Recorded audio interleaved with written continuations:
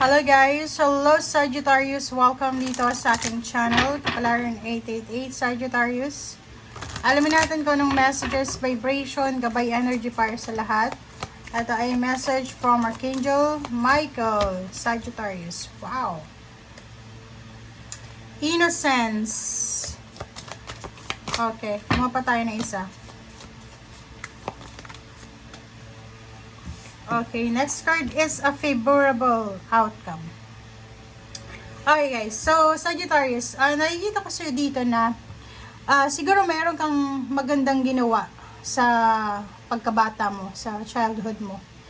Kasi yung ginagawa mo dati, yung nung bata ka pa, makikita mo dito mayroon kang parang wings, diba? Yung parang mala-angelic. So siguro napakabait mo nung bata ka pa, or isa ka sa mga taong hindi masyadong nakakagawa ng kasamaan.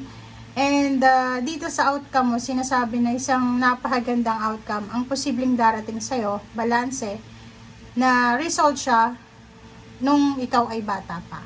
Okay? So comment down below if you resonated. Para to sa lahat ng Sagittarius.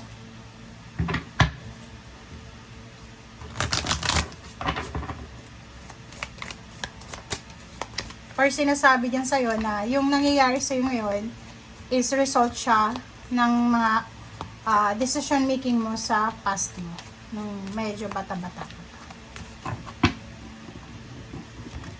Okay, resilience, number 1. Okay, so Sagittarius, sinasabi sa'yo dito na hindi ka dapat na nagmamadali. There's no need to rush. There's no need to rush or push. Okay? Ito yung oras para make your life, diba, slowly, work slowly, parang ganon.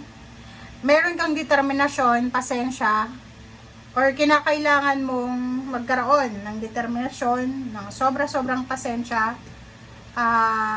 para ma-handle mo kung anong nangyayari sa ngayon. So, yun ang kailangan mo sa ngayon.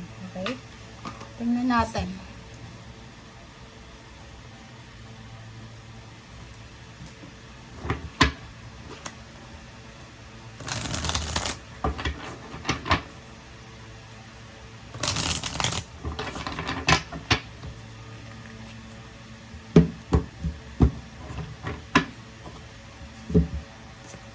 Okay. Sagi. Okay. So, nakikita ko sir dito, Sagittarius, na isang mabilis na financial balance ang darating sa'yo. Okay? So, ibig sabihin, if in case lang may kailangan kang tulong, isang mabilis na tulong ang darating sa'yo, pwedeng near or far places ito, from near or far person.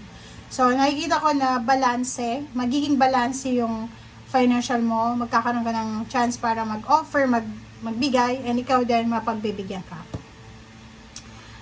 Travel, nakikita ko sir dito na if you're traveling, posibleng makakilala ka ng mga taong pwedeng makatulong sa'yo sa problema. Kung halimbawa pupunta ka ng ibang bansa, magiging OFW ka, posibleng makakilala ka doon ng mga taong maaasahan mo sa hirap at ginhawa.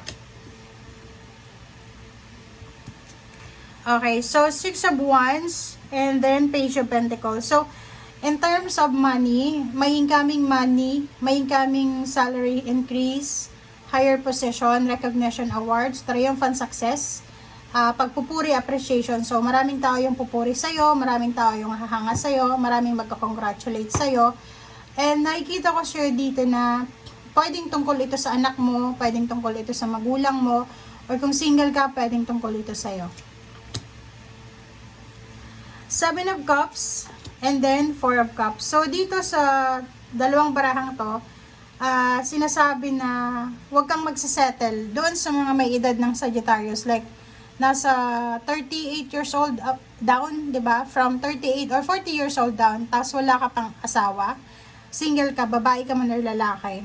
Kung nag-iintay ka ng relationship, huwag kang magsisettle sa tao sa relationship na hindi ka sigurado, di ba? Umabot ka na sa ganyang edad dahil siguro sa maselan ka or medyo sensitive ka sa relationship. So, bakit mo sasayangin yung paghihintay mo sa isang taong hindi naman karapat-dapat sa'yo? Ace of Cups and Ten of Swords. So, nakikita ko sa'yo yung closure.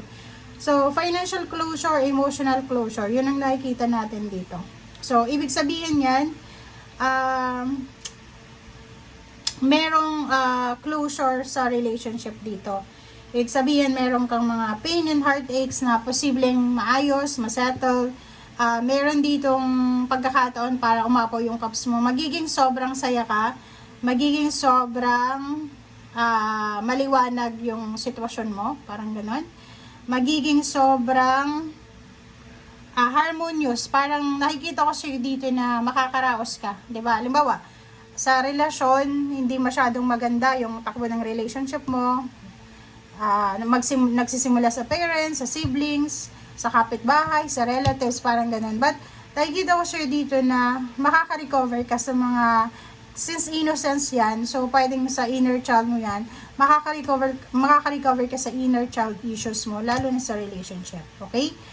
Kung may hinihintay ka, travel plans, contract signing, work offer, job offer, or lugar kung saan ka gustong lumipat, makaka-receive ka ng balita. Itong balitang ito ay sobrang exciting siya.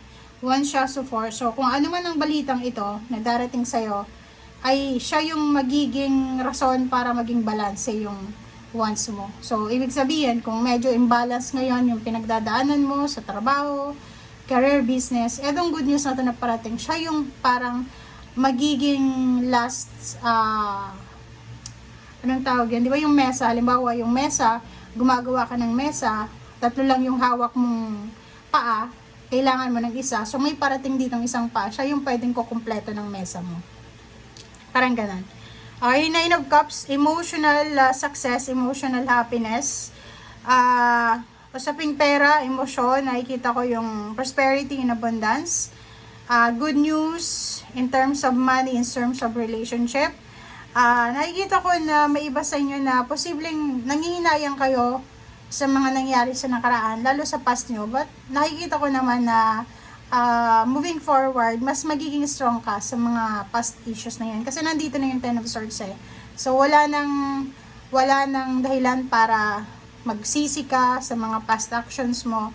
Wala nang dahilan para tawag dito, wala nang dahilan para balikan yung nakaraan, diba? So, moving forward, nakikita ko yung closure, nakikita natin yung victory and success, yung aabaw yung cups mo, yung movement, fast movements, balance, and then nga, favorable outcome. Okay? Thank you guys. Bye!